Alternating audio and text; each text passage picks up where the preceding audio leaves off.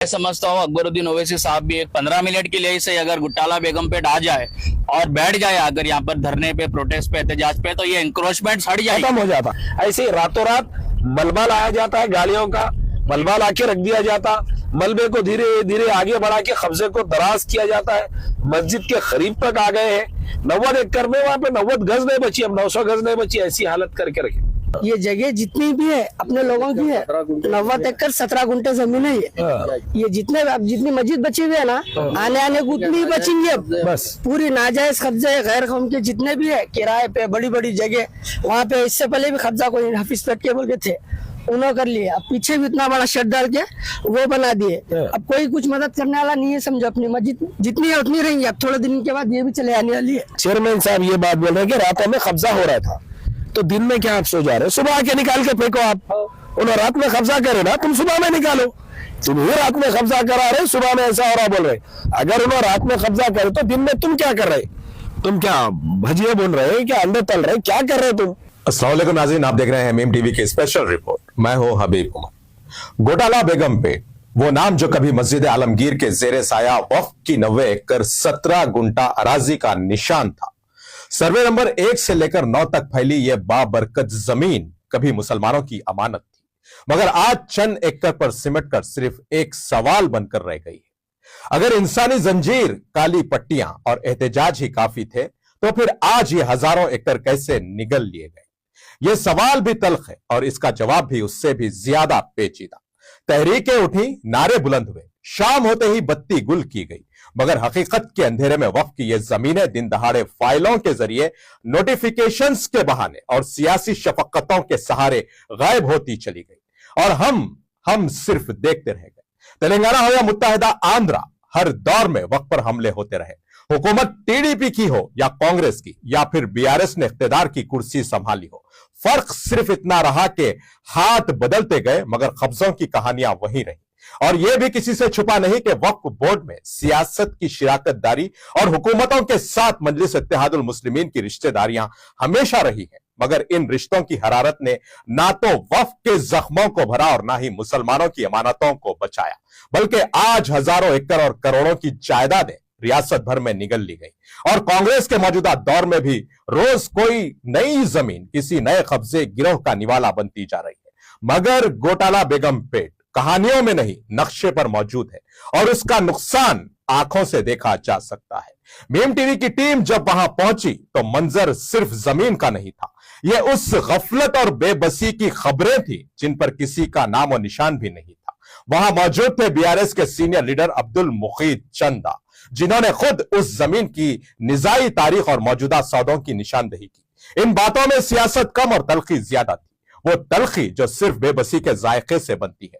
उनकी बात एक जुमले में कैद की जा सकती है, यह जमीन किसी ने छीनी नहीं, हमने खुद छोड़ दी। सफदर अली मूसवी ने मीम टीवी की तरफ से इस जगह की बिखरी हुई हुदूद, टूटी हुई बाड़े और सर्वे नंबर्स की गुमशुदा दास्तानों का गवाह बनते हुए एक ही बात दोहराई कि वक्फ की जमीनें सिर्फ कब्जा नहीं होती, वो ईमान और एतमाद के जनाजे भी उठाती है। आज इस रिपोर्ट में जज्बात है, हकायक है और तलखी भी, मगर इससे बढ़कर यह सवाल है कि जिन अमानतों के लिए शरीयत ने कयामत तक की हिफाजत लाजमी करार दी, वो दुनिया के नक्शों में गैर शरई सौदों की कीमत कैसे बनती गई। और आखिर में घोटाला बेगम पेट की हवा खुद गवाही देती है कि अगर एहतजाज काफी होता, इंसानी जंजीर, काली पट्टी और बत्ती गुल के पीछे इखलास और साफ नियति होती, अगर सियासी रिश्तेदारियां फायदा मंद होती और अगर इदारे नियतदार होते, तो आज वक्फ की जमीनें सवाल ना बनती, हमारा गुरूर और फख्र बन जाती थी। मगर अफसोस, यहां सवाल बहुत है और जवाब बहुत कम। आइए देखते हैं घोटाला बेगम पेट से सफदर अली मूसवी की ग्राउंड रिपोर्ट।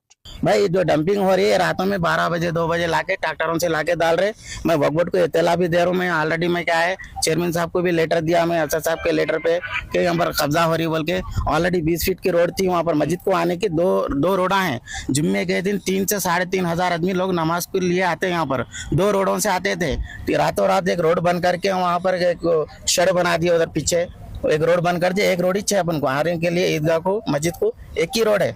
मस्जिद के ग्राउंड में जो ईदगाह ग्राउंड बोलते हैं वहाँ पर एक कदीम खबर है, खबर के पास भी डंपिंग करके भाई बिल्डाना यहाँ पर खबर को भी मेटने की कोशिश कर रहे हैं। यहाँ पर फ़हीम कुरैशी, मिनिस्टर अजहरुद्दीन साहब और कौसर मोइनुद्दीन एमएलए एमआईएम के भी आके गए थे, उसके बाद भी हो रही है इंक्रोचमेंट, रुकी नहीं। लेकिन खैर अल्हम्दुलिल्लाह हो रही, उन्होंने भी कर रहे मेहनत, अपने भी लोग आए कर रहे, आगे बढ़ो बढ़ रहे वो लोग भी, मगर जो बात कर रहे वो नहीं कर रहे। जिसके जगह के लिए बात करना है वो नहीं करना, हर कोई आ रहा, हर कोई कर रहा, करके अपनी अपनी राय मशवरा देके चले जा रहे हैं, बस काम नहीं हो रहा। और यहाँ कोई पूछने वाला नहीं, करने वाला नहीं है। मैं तो ऑलरेडी जा रहा हूँ, मैं वक्फ बोर्ड को दरखास्त दे के आ जा रहा हूँ कि भाई यहाँ पर मठियाँ डाल रहे हैं, यहाँ पर रोड बंद हो गई बोल के 2012 से लेके 2019 तक का पूरा लेटर कापी है। एमआईएम को भी लेटर है। हाँ, एमआईएम के अपने कौसर साहब के लेटर पे है, एमएलसी साहब रियाज हसन अफंदी साहब के लेटर पे भी मैं चेयरमैन साहब को दिया, सीओ साहब को भी दिया। ऑलरेडी पूरा लेटर कापी मेरे पास मौजूद है, 2012 से लेके 2026 तक का पूरे लेटर कापी मेरे पास मौजूद है। लेकिन क्या है भाई, एक्शन लेने वाले कोई नहीं है। यहाँ बिल्डर क्या है, रातों में 12 बजे के बाद क्या 10-15 जने आ जाते, ठहर के मनमानी मठियाँ दलाते, जहाँ दलाना है मठियाँ दला रहे, डंपिंग करा रहे, डाल के चले जाते। वक्फ की प्रॉपर्टी है, बोलो घोटाला पूरी ये सर्वे नंबर 1 आती है, सर्वे नंबर 1, सर्वे नंबर 7 इधर आती, ये पूरी जो है अरे मस्जिद आलमगीर के तहत है ये। बिल्कुल, ये पूरी मस्जिद आलमगीर गुट्टाला बेगमपेट के जो है मौकूफा अराजी है। लेटर असद साहब के लेटर पे 2 बार डिमोलिशिंग हुए, एक गोदावरी कट सर्वे नंबर 9 पे, एक 8 पे हुई। ऑलरेडी क्या है, सर्वे फिर गोदावरी कट फिर बन गया ना, फिर बन गया, फिर 2000 सलीम साहब जिसको डिमोलिश करे थे बन गया, अब वापस बन गया। बहुत ही अफसोस की और सोचने वाली बात है। एक सोल्यूशन परमानेंट निकलना चाहिए। जिस तरीके से हाइड्रा अपनी कार्रवाई कर रही है, स्ट्रांगली आगे डेमोलिशन ड्राइव कर रही है हाइड्रा, वैसे ही वक्फ बोर्ड पे भी जो इंक्रोचमेंट्स है, एक स्ट्रांग डेमोलिशन ड्राइव परमानेंट होना चाहिए, ना कि आज डेमोलिश हो जाए फिर कल फिर आगे इंक्रोचमेंट हो जाए। इसको जो है 2017-18 में मैं खुद भी मौजूद था, उस वक्त के जो है वक्फ बोर्ड के चेयरमैन मोहम्मद सलीम साहब खुद ठहर के डीएसपी ख्वाजा मोइनुद्दीन के क़यादत में टास्क फोर्स डलाए थे जी, कंप्लेंट करके ये पूरा मलबा जो है ये हटा दिया गया था। यहाँ से जो शेड्स है, यहाँ पे जो कारें भी रखी हुई है देखे होंगे, ये भी ताजा नई तामीर है। ये भी ये गोदावरी कट भी है, वक्फ प्रॉपर्टी पे इसको निकाल दिया गया था, फिर बनाए। अब ये फिर ये कांग्रेस हुकूमत आने के बाद में बने। अच्छा, ये कांग्रेस हुकूमत आने के बाद वापस इस पे जो है ये कब्जा हुआ, इसको निकाल दिया गया था। ये और इससे मुतसिल जितनी जायदाद है ये सभी जो है औकाफी है। काफी जो है एहतजाज और रखे गए थे बत्ती गुल और इंसानी जंजीर या कभी जो है काली पट्टी बांधने से। तो क्या आप कैसा देखते हो चीजों से, क्या वाकई में वक्फ की तहफ्फुज हो सकती है प्रॉपर्टीज की? देखिए, वो वक्फ अमेंडमेंट एक्ट के खिलाफ ये लोग जो है एहतजाज करे हैं जी, हम भी उसके साथ में शामिल रहे क्योंकि हमारे अकाबिरीन उसकी तरफ मला है। मगर अफसोस की बात यह है कि ये अकाबिर अब क्यों खामोश हो गए जी, इनका मकसद क्या था, ये कौम को किस तरफ लेके जाना चाहते हैं। अल्लामा इकबाल ने कहा था, शयातीन इबलीस जिन्नात व खबीस जो खाफ में न देखे वो औकाफ में देखे। ये कौन से खबीस जो है औकाफ में जमा हो गए हैं? ठीक है, जो वक्फ अमेंडमेंट एक्ट है उसके हिसाब से जो इनरोल कराना है उसकी जो कार्रवाई है वो अपनी जगह है जी, लेकिन जो औकाफी जायदादें जो कीमती है वो जो लुट रही है उसको बचाने के लिए कहाँ है मुस्लिम पर्सनल लॉ बोर्ड, कहाँ है यूनाइटेड मुस्लिम फोरम, कहाँ है हमारे मुसलमानों का जो है दावेदार होने वाले ठेकेदार होने वाली जमातें, कहाँ है वो तंजीमें, वो सबको क्या हो गया, क्या सांप सूख गया। इतनी कीमती, जैसा कि आप और हम अभी देख के आ रहे हैं या देख रहे हैं, गुट्टाला बेगमपेट ऐसी कीमती जायदाद, इसको कोई पूछने वाला नहीं है, कोई देखने वाला नहीं है। मैं गुज़िश्ता जो जुमा से वहां पे नमाज पढ़ रहा हूँ, पिछले जुमा में ये जुमा में मैं देखा, जाके मैं बताया, मेरे पास वीडियोस है, कब्जे हो रहे, मट्टी डाल रहे, बोल क्या है। उसके बाद मेरे जाने के बाद भी जो है सूफी साहब गए जी, हमारे खैरुद्दीन सूफी साहब और कई कायदीन गए, मेरे जाने से पहले वजीर गए थे अजहरुद्दीन साहब, मगर उसके बाद भी तसलसल से कब्जों का सिलसिला जारी है। ये वक्फ बोर्ड की जायदाद पर मुसलसिल 2012 से कब्जा होते हुए आ रहा है, जिसको मद्देनजर रखते हुए बीआरएस की उस दौर की टीआरएस गवर्नमेंट जो है ये एक सोचकर यहाँ पर जो है एक संग बुनियाद रखी थी, जो इतनी बेहतरीन माशाअल्लाह शहर में बहुत कम ऐसे मस्जिदें हैं जो इतनी प्यारी मस्जिद से जो है उनका फाउंडेशन रखकर इस मस्जिद को बनाई थी, तामीर करी थी। उसके बावजूद उसके बाद में यहाँ पर कई सारे इंक्रोच हो गए थे। जब वक्फ बोर्ड के साबिका चेयरमैन जो हमारे मोहम्मद सलीम कुरैशी साहब थे, उनके ज़ेर इख्तिदार में हमारी बीआरएस की गवर्नमेंट में यहाँ के तमाम जितने भी रोडों के ऊपर आप देख सकते हैं कि ये 90 एकड़ पर मेन रोड के ऊपर की सारी जगह जब कब्जा हो चुकी थी, तो वहां पर डिमोलिशन, यहाँ पर साहब भी विजिट करे थे, सलीम साहब। विजिट के बाद में सारे एक टास्क फोर्स टीम बनाई गई थी जो वक्फ बोर्ड से यहाँ पर भेजी गई थी। वो दिन रात यहाँ पर तैनात रहते थे। वो लोगों ने, सारे लोगों ने डिमोलिश किया था, अपने पर्सनल एक्सपेंसिव से साहब ने उस वक्त कराया था। तुम वक्फ बोर्ड के चेयरमैन है, किस चीज के चेयरमैन है? रात में कब्जा हुआ तो सुबह में बर्खास्त करो। तुम रात में भी हिफाजती इंतजाम लगाओ। अगर रात में कब्जा हो गया तो क्या उसको वैसे ही रखना, ऐसा कोई कानून है?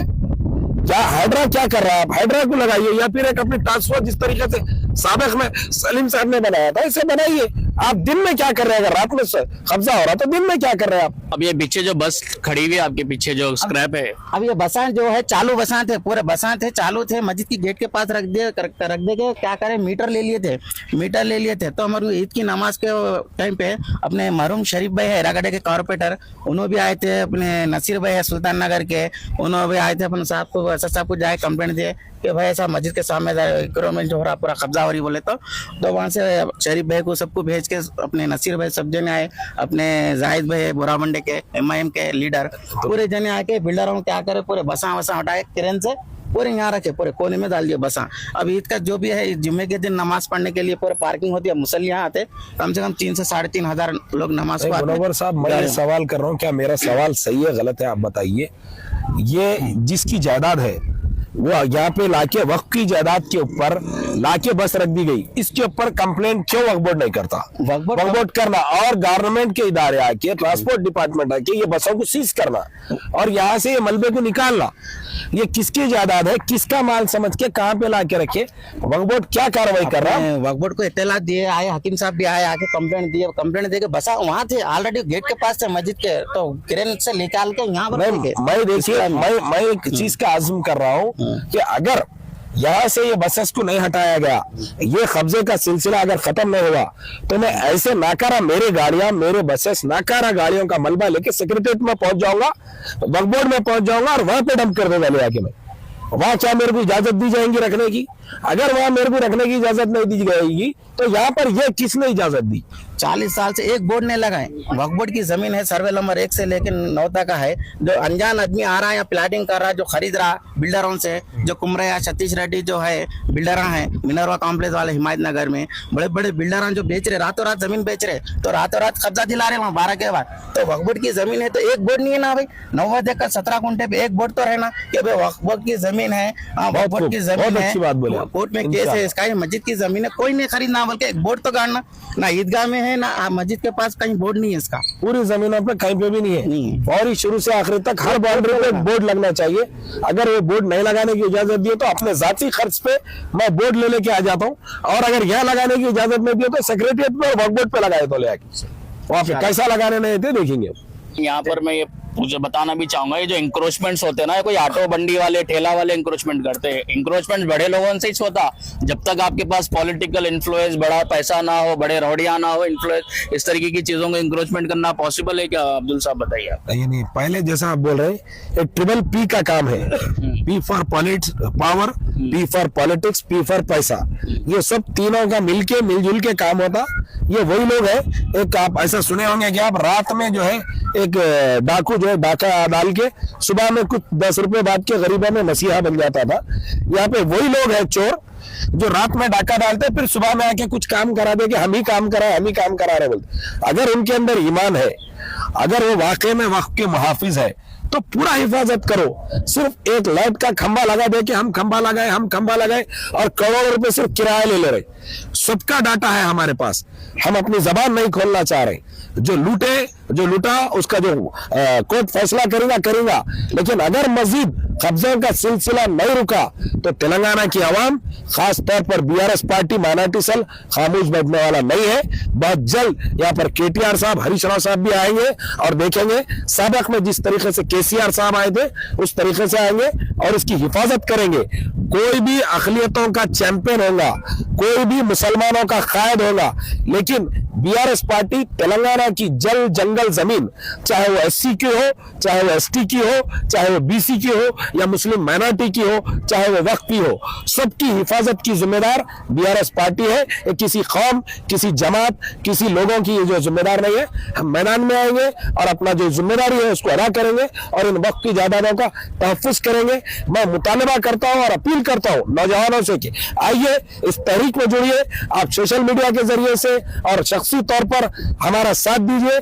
हम मिलकर गुट्टाला बेगम पेट की इस कीमती औकाफ अर्जी का तहफ्फुज करेंगे और यहाँ से ये मलबे को निकालेंगे। और यहाँ पर जिस तरीके से बीआरएस इख्तिदार में थी तो मस्जिद बनाई, बीआरएस इख्तिदार में नहीं रहेंगी तब भी यहाँ पे बाउंड्री किस तरीके से हासिल करना है, इख्तिदार क्या होता है, हुकूमतों को कैसे झुकाया जाता, ये बीआरएस पार्टी को आता। हमने तेलंगाना हासिल करने के लिए तहरीक चलाई, अब गुट्टाला बेगम पेट के लिए भी तहरीक चलाएंगे। शुक्रिया।